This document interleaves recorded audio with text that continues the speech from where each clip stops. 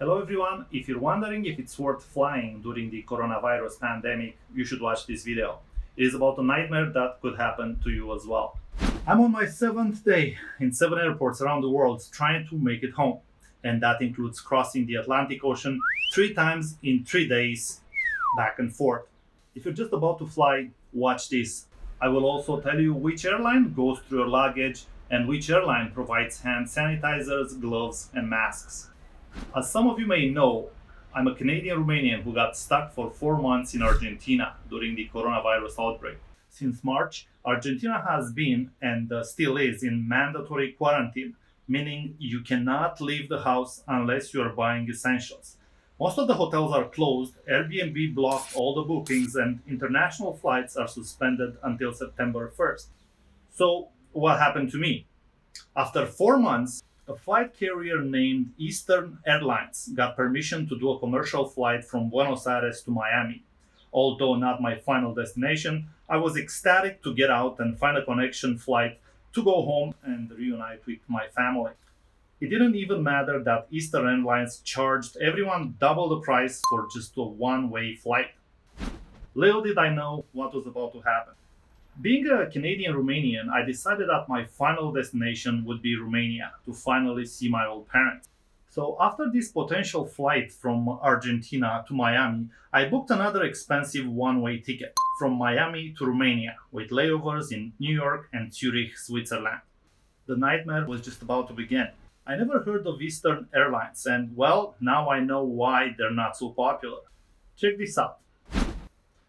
On the day of my escape from Argentina, I leave my Airbnb room to other stranded people and I go to the Buenos Aires airport. I get to the airport and I look for the Miami flight operated by Eastern. Well, it doesn't exist. Actually, it did, but the airline canceled it. Or to be correct, they moved it to the next day.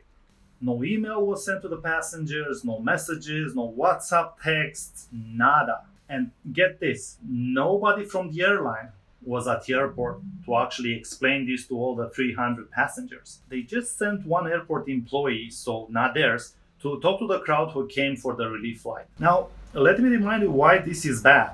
Argentina is in lockdown. 300 people are supposedly leaving back to their countries, but now, not anymore, and they have to find accommodation in a city that doesn't take any reservations. There's no Uber, taxis available or shuttles to get them back 40 miles into the city.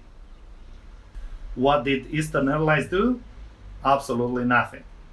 No vouchers for the extra night accommodation, no meals, no transportation, nothing. I mean, what did I expect? They weren't even in the airport to talk to the people. But here is more.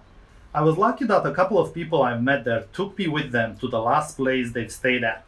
Then, after we got to the refuge place, we've gotten an email from Eastern Airlines saying that, hey, the flight was canceled. Yeah, thank you. However, here is what Eastern Airlines did after everyone left the airport.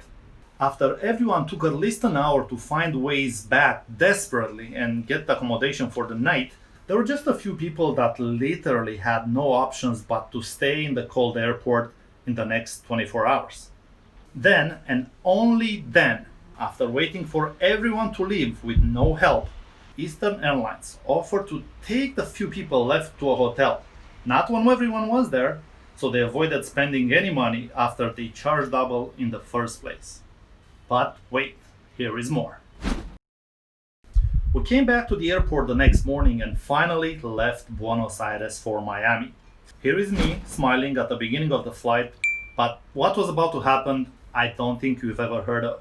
Obviously, the cancellation of the first flight made me miss my connection to Europe, which was supposed to be done with United Airlines. So I had to book a new one with Swiss Air from Miami to New York, then Zurich, Switzerland, and then Romania.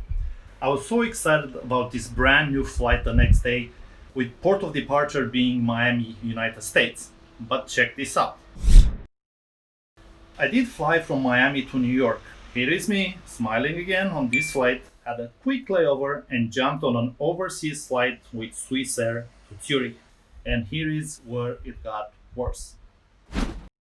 I get to Zurich and I'm super happy to take my last flight to Romania to see my family. Well, Swissair doesn't let me on the plane. Canadians don't have restrictions to enter Romania during the COVID-19 pandemic, at least not right now. And I also have a birth certificate showing that I was born in Romania. Then what's the problem? Well, although I'm not an American, my departure was from a US city, and the United States are banned from entering the European Union. And I am already on that territory. Then what happens to me now? They say, "Sir, you can't go to your birth country and you can't get out of this airport either." I was basically like Tom Hanks in the terminal. So while they're debating for 4 hours what to do with me, I rest in the airport. And finally, the verdict comes. They say, "We'll have to put you on a plane and send you back where you came from," meaning the United States. And the next flight is tomorrow. For the night, they say I could stay at their mini hotel, meant for situations like this. And there is my room and the view I had. Essentially, I'm like a product that they have to return to the place they got it from. They take my passport and my luggage and tell me they have to escort me tomorrow to the plane back to the United States. Meanwhile, Swissair goes through my entire luggage as I found my stuff rearranged in a different way. But wait, here is more. They put me back on a flight Zurich, New York. Unlike the other 3 flights so far, I have never been on a plane so empty, especially to the United States. I mean, no wonder in a normal world, a lot of people want to go to the US for the American dream, but well, not today, nor during the coronavirus pandemic. Everyone wants to go to heaven, nobody wants to go right now. However, after calling both the Romanian and the Canadian embassy, I found out that I could still go to Romania, only if my port of departure would be Canada. So once I land in New York, I book a flight to Toronto, Canada. However, I couldn't find one on the same day, so I have to spend another night in an airport and fly north the next day. The plan is to fly to Toronto, then right after to book a flight from there to Romania. Would that work? What do you think? After another night in a beautiful airport, I head over to Toronto with an Air Canada flight, which was the only airline that provided hand sanitizer, masks, and protective gloves. I'm getting to Toronto and I'm ready to cross the ocean again for the 3rd time in 3 days, and really hoping that this time would work. So I make sure I visit the prayer room in the Pearson airport and then embark on a super full Air France flight to Paris, sitting on the last row on the plane. It's an overnight flight, which takes us to... We're landing in Paris and just wait in Charles de Gaulle airport until the evening when my plane to Romania is scheduled to depart. Will I make it this time? The moment of truth has come. I did it. Long ride is gonna be a very long night tonight. So yes, I did it. I made it to Romania and this is my 8th day. I got to shower, shave, get a haircut. And if you're considering flying during the coronavirus pandemic, maybe just wait a little longer. Meanwhile, make sure to subscribe to my channel to get more travel updates in the future. Thank you for watching.